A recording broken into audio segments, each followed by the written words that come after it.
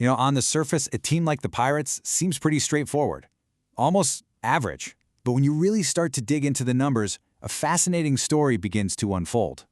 It's a story of incredible talent, consistent performance, and, well, some pretty crushing disappointment. So today, we're going to dive deep into the stats of the CCO team, the Pirates, to figure out what's really going on. So here's how we're going to break it down. We'll start with their overall record, which is almost perfectly balanced. Then we'll get into the wild swings in their performance depending on the tournament. After that, we'll look at their individual firepower, both with the bat and the ball, all of which builds to this final, kind of sobering conclusion about their trophy case. All right, let's get right into it. Every good statistical analysis needs a place to start. And for the Pirates, that starting point is one surprisingly simple number that seems to say it all. Or does it? Across 51 total matches, the Pirates have a win percentage of 50.98%. I mean, look at that. It's basically a perfect 50-50 split, 26 wins, 25 losses. You really can't get more balanced, more middle of the pack than that. On paper, this is the definition of an average team. But, in sports, the word average can be one of the most misleading things out there. Does that one number really tell us who this team is? Or is there something way more dramatic, more complex, hiding just underneath? Because the second you start breaking that number down by tournament, well, that whole idea of an average team just completely shatters. A much, much stranger picture starts to form. And this is where it gets really weird. In the shorter formats, like the BBL and the Reboot Cup, they are a solid competitive team. They've got win rates comfortably over 50%. But then you look over at the Duality Cup, and it's a big fat zero. Not a single win. It's like you're watching two completely different teams playing in the same jerseys. And this is what makes it such a paradox. Even with that abysmal record in the Duality Cup, they still managed to make it to the knockout stages consistently across all formats. So this isn't a team that just can't compete. They are clearly good enough to get to the big dance time and time again. But here it is. This is the crux of the problem. They get to the playoffs, but they can never seem to win when it counts. In the BBL and the Reboot Cup, they've made it to the semifinals at least 3 times combined. The record in those high-stakes, high-pressure games? 0 wins, 3 losses. They get to the biggest hurdles, and they just fall.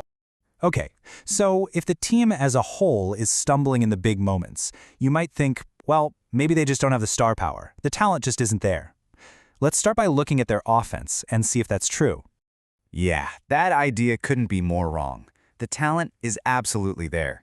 I mean, just look at these numbers. Stefan Djordjevic, their keeper, leads the team with 850 runs at a ridiculous strike rate of over 158. And then you have Carrie Fisherman, just a true powerhouse, with 839 runs of her own. And let's just pause on Fisherman's strike rate for a second.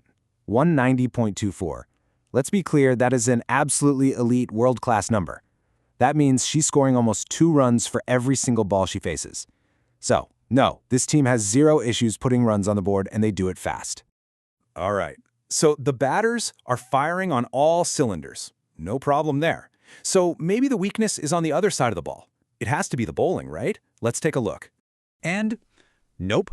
Once again, the stats show incredible strength. This isn't a one-man show either. They've got this two-headed monster leading their attack. Both Nichols Young and Gregory Stevens have taken an identical and very impressive 45 wickets each. This attack is both balanced and potent. And to really get how good they are, you gotta look at their bowling averages. Just a quick reminder, this is how many runs a bowler gives up for every wicket they take, so the lower the number, the better. Stevens is sitting at an incredible 8.20, and Young is at 9.64. I mean, these are truly elite, match-winning numbers. Okay, so let's just recap what we know. The Pirates have explosive, world-class batters. They've got efficient, elite bowlers who take wickets without giving up a lot of runs. And they consistently perform well enough during the season to make it into the playoffs. All the pieces for a championship team, they seem to be there. Which brings us to our final and maybe most important point.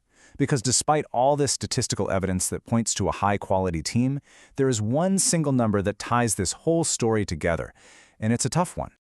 Despite all the talent, all the runs, all the wickets, and all of those playoff appearances we just walked through, the number of major trophies the Pirates have won is 0.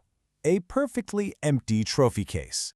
And this right here is the ultimate paradox of the Pirates. The stats prove without a doubt they have the pieces to be champions. But when the lights are brightest, something just isn't clicking. The data tells us the what, the individual brilliance in the playoff collapses, but it can't tell us the why. So the question the numbers leave us with is this: what is the intangible thing that's holding this clearly talented team back when it truly matters the most?